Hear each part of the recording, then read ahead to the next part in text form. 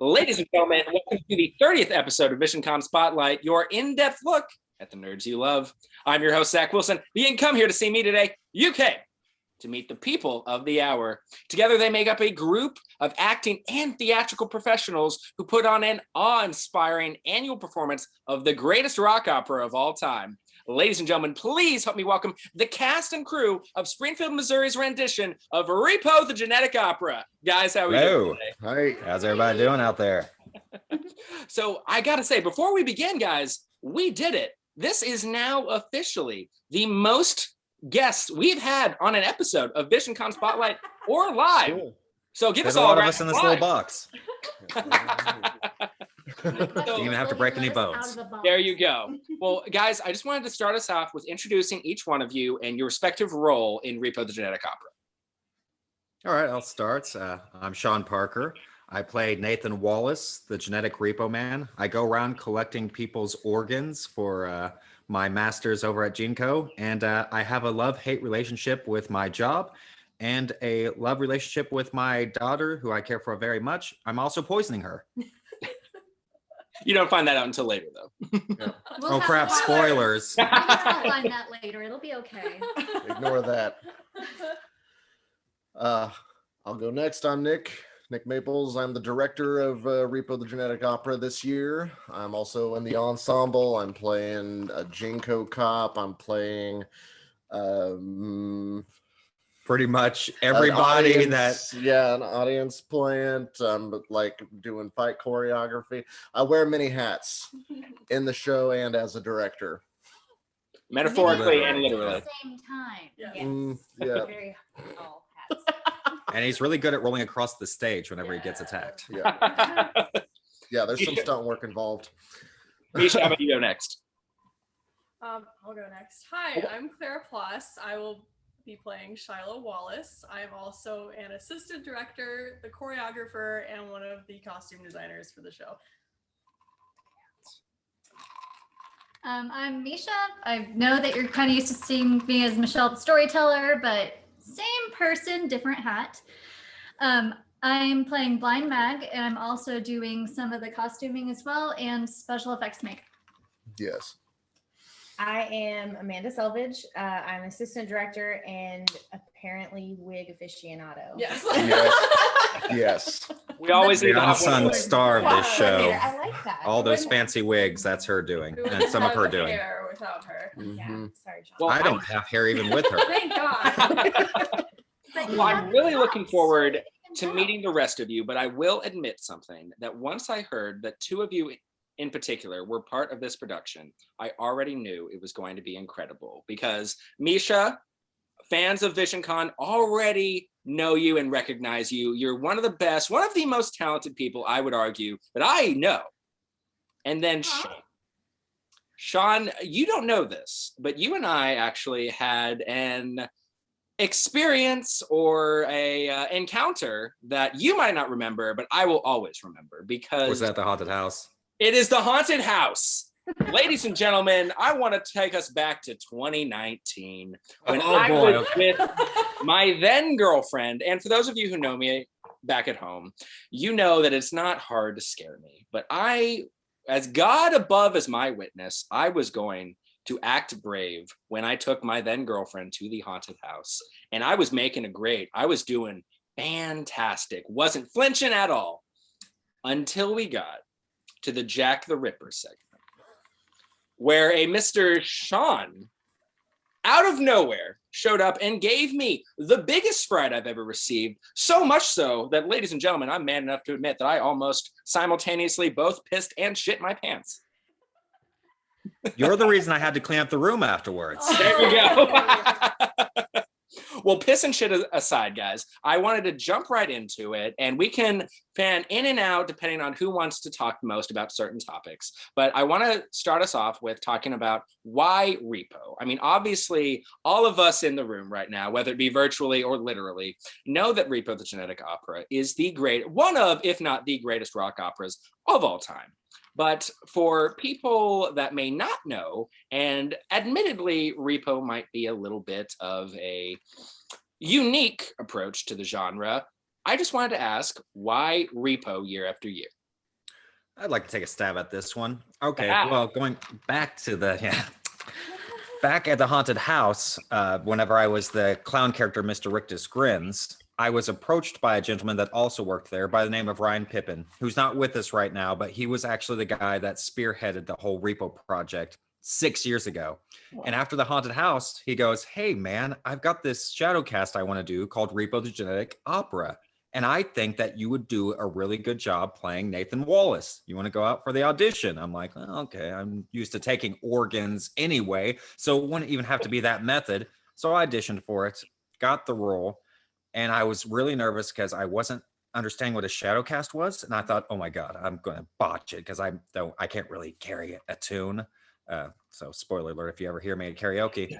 Ended up doing the show and realized what a shadow cast was, and I got really enthralled by it. And honestly, I didn't really care about the movie when I first saw it, but I learned to fall in love with it over time. And when the show finally was up and running, we packed the house every show, and from there it became basically a tradition. This was in early 2015, so we've been rocking it ever since. Mm-hmm. Right. And Nate, is there anything to add to that?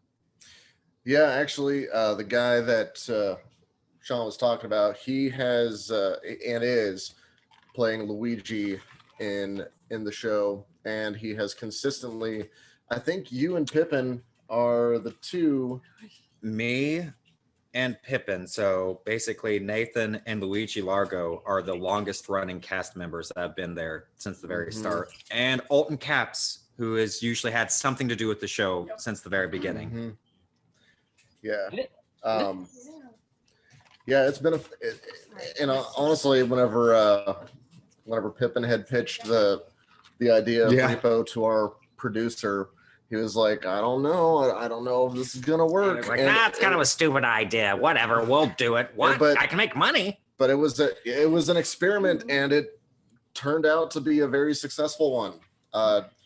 Who knew that there was such a cult following? There was a huge cult following for this. I had no idea. Yeah, and they show up every year. Some of them in costumes. It's great. That's actually how you got some of your cast members. That is true. This one. Okay, Misha, you want to tell? And you both were there. Okay, hold on. Let's segue into. Go on. Okay, so for me, it was the year 2018. I was a freshman in college, and I'm like, oh, there's a Repo shadow cast. I gotta go and see it. And I went dressed as Shiloh. It's a costume I still use for the show. But I went and I saw it, and I was enthralled. And the next year, I was a part of the show. But apparently, we were at the same show. We were. So I went as one of the guards for Mr. Largo, along with one of my friends, and we chose that because we figured we couldn't forget our line if we just said doubtful, and I was correct. We did not forget it. Awesome. But after that, kind of fell in love with the group and started following, and still have blood on my jacket, Sean. Still. It's a hazard whenever you're around me, just in general. So that was back in Misha. Was that like 2016 or? That was the Skinny Improv days. So about 2016, you would have showed up. Man, that's old school. And then you became Blind Bag later on. Also, with you, I'd made a comment. It's like, it's an old Shiloh actress. Like, hey, you might be having some competition. Somebody might take your position. And, it happened. Oh man, that was awkward to say on the live stream. Anyway. No worries. But as we kind of talked about, this isn't the first performance. This has been year after year after year. So I was curious to ask, how has the production evolved throughout the years? Well, it's gone from 3 different stages. We went from the Skinny Improv, then we were at the Grove, and now we're at Nathan P's. So this will be our 2nd year at Nathan P. Murphy's. And there's Big Killing Baldwin again. Yeah. Yay! Baldwin is always so excited to die. He's a very good. He's died more than any other actor in the company. That is a fact. Hundreds of times. He has a record that will never be surpassed with murders on stage. At least with us. He bleeds for the craft. But anyway, yeah. So and as the years have gone on. We've gathered more props and costumes and things along the way. We've lost a few as well, but the show, I feel, just keeps getting better and better. Indeed. We've also gained new people along the way. We've had some fantastic talent come through the show over the years, and we've had new fantastic talents come in over the years, and the show has just gotten better and better in general. And some of the organ work that we do now, I mean, when we first started, we basically just had a bunch of Play-Doh all strung together to act as basically the entrails. Now we have really nice looking organ props. And, as somebody that handles organs consistently, I can tell you they're pretty accurate. Oh, well, that's a real spinal cord. Is that okay? All right. Wow, what a great segue. Anyway, I do animal taxidermies and stuff like that. That is an actual dead deer spine. However, it was found dead on the road. I did not slaughter a deer for a prop. I wouldn't do that for non-human props. I covered it in stage blood and had my dermestid maculatus basically clean off the flesh. I'll ramble about that if you let me. However, that is one of the examples of a very realistic prop because it is. Yay! I was about to say, I was waiting for you to clarify on the organ thing so I wouldn't get demonetized. I'm sorry, one more time. I was waiting for you to clarify on the organ thing so I could explain that to the board. Yes. Yeah. No, the rest of them are fake organs. Most of them. Yeah. So how can people get involved in this production, whether it be auditions for acting roles, applications for designing or behind the scenes work, anything at all? With the Class Act Productions, we have auditions 2 times out of the year. If you follow the Facebook page, usually we have an event that's set up. And if you're friends with any of the cast, we usually share at that event. Mm-hmm. Show up to, that's how all 3 of these lovely ladies, actually you came on as the writer. Yeah. These 2 lovely ladies showed up on an audition one day. As a matter of fact, I remember when Clara showed up and I saw her in the hallway and I'm like, we've got a replacement Shiloh. Because at the time we didn't have a Shiloh. And I was expecting her to come in and be like, yeah, I'm auditioning for like one of the gin turns. I'd be like, no. You're going to be Shiloh. No, I knew what I wanted. Anyway, we have, if you follow the Facebook page, we say whenever there's going to be auditions. And it's pretty relaxed, as long as people come with good. One of the things that I look for myself personally, I don't know what your thoughts are on it, Nick, or if you agree with me, but if they're easy to work with, we can always build them up as far as talent goes. Mm-hmm. So if you have a lot of talent and you're hard to work with, is a little bit trickier because there's some people in the acting world that are, they're great to be on stage with. And there's other times when you're killing them on stage, but you really want to kill them in real life. No divas allowed. Yeah. They sneak in anyway. Fair enough. Well, what advice, and you kind of get a perfect segue, Sean, what advice would you like to give the folks watching at home that might be aspiring stagehands or aspiring actors or just want to work in the theatrical arts, but may not either know where to start from or might be nervous, perhaps even some advice you guys might have wished you had when you first started? Just do it. Just show up in an audition. For years, I had back to the haunted house. I never intended to be a stage actor. I had just wanted to be a horror performer or a writer, right? And there was this spook house, Hotel Terror. And I had a girlfriend at the time that was like, go audition for the spook house. I'm like, oh, no. They need like people that have been doing it for years. I have college degrees in spookology or something like that. So I put it off. And then one year I was like, all right, fine. I will show up and audition for the spook house. Well, I showed up, auditioned. To my surprise, I got a premium role in the haunted house. And from there, that one incident, all of these other roles that I've had on stage or in short films blossomed from that one moment of me just taking that chance, putting myself out there and showing up at an audition. So if anybody wants to be an actor, a stagehand, a tech, just show up for an audition. If you see something online saying, hey, we need actors for this project, even if it's like an extra, go audition for it. That can at least get you a foot in the door. And if anything, you'll have some good networking with people along the way. And man, I've made so many good friends just doing that, because that one spark of me going and auditioning And I'm very glad that I did that. So that's what I would say to anybody that's out there. Just do it. Same. Absolutely. Yeah, Absolutely. definitely. And if there's something you really like doing, don't be afraid to bring it to the table. Whenever I showed up for my audition, completely unrelated, I just brought up my phone. I'm like, I also do makeup. Look at this. Because I desperately wanted them to pick me, even if it wasn't for on stage. I was just like, please adopt me. Let me in. I'm not I leaving remember until you that. do.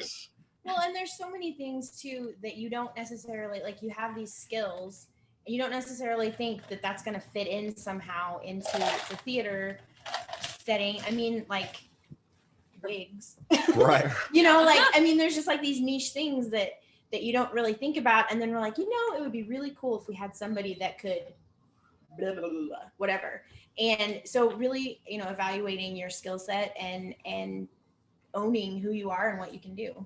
Absolutely. Mhm. And there's some people who prefer behind the scenes. So like Roberta, she's Oh, yeah. amazing. Mm. Yes. Yes, she's Our an prop incredible master. Mhm. talent. A lot of the props that you see on stage was custom made by Really?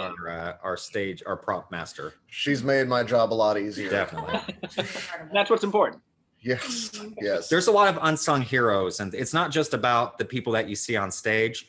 Honestly, it's all one big chain. And, you know, there's some chains that you never see, but their presence is definitely felt.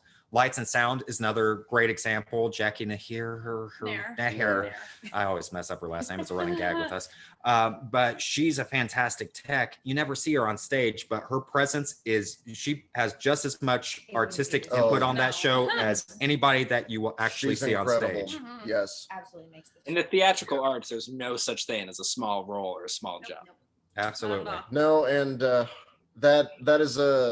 that is a hard concept for some people to grasp, and because talking about unsung heroes, you go to a theater production, you go to a movie, you see the actors, and then you're just like directed by this person, and they get all the credit, but you need your special effects team, you need your animators, you need your writers. Writers are the true unsung heroes for movies, particularly. But I couldn't have done it without this crew, without the rest of my cast.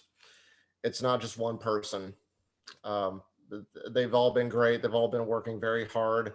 There's a lot of enthusiasm and dedication. I'm very thankful, and it's a blessing. Good It's a energy with this blessing crew. to be able to be a part of this and help lead them through this journey. And you've done a fantastic job, by the Oh, way, getting it out of actors and making Well, it thank you. it's a very pleasant experience to Good, go through. good. And not stressed out. Killing it. I mean, we're not stressed out. I'm certain you're very stressed out. I'm so tired. Well, the end's in Come see sight. this show so he can get some rest, please. Well, the end's in sight. And on that note, take us home, guys. Where can we see you guys perform and when? Nathan P. Murphy's, August 27th and 28th. There's a 7:30 and a 10 o'clock show each night. The real quick, August 27th, the 7:30 show is specifically for minors due to certain laws that Nathan P. Murphy's has to follow. They will not be selling alcohol during the August 27th 7:30 p.m. show. So if you have anybody below 21 that wants to come and see it, that is your time. Right. And then don't show up to that show expecting to get snockered because you'll be disappointed. I'm afraid so. Very, But very dry.